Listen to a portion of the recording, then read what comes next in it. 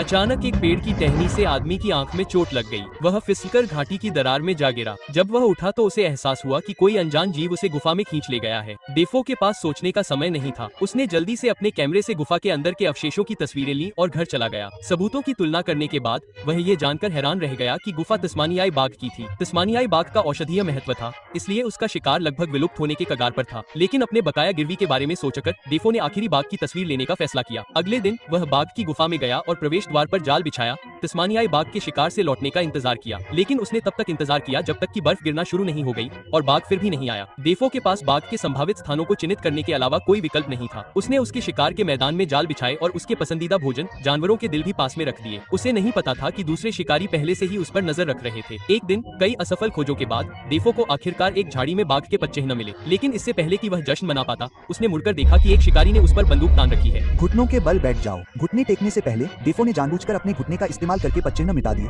ये जानते हुए कि वह आदमी तस्मानियाई बाघ का भी पीछा कर रहा था। लेकिन उसने जिस चीज की उम्मीद नहीं की थी वह ये थी कि यह आदमी लंबे समय से उसका पीछा कर रहा था और उसे गुफा के बारे में भी पता था। डेफो पर बंदूक तानकर उसने उस स्थान पर ले जाने की मांग की जहां उसे खोजा गया था। वे लगभग 2 घंटे तक चलते रहे। मौसम ठंडा हो गया और बर्फबारी शुरू हो गई। उस आदमी को एहसास नहीं हुआ कि वह डेफो के जाल में फंस गया है। जैसे ही उस आदमी ने स्टील के जाल को चालू किया, डेफो ने हथियार को उसके हाथों से छीन लिया, बंदूक पकड़ ली और दूर हो गया। फिर उसने अपनी जेब से एक चाकू निकाला। जीवन और मृत्यु का संघर्ष शुरू हो गया।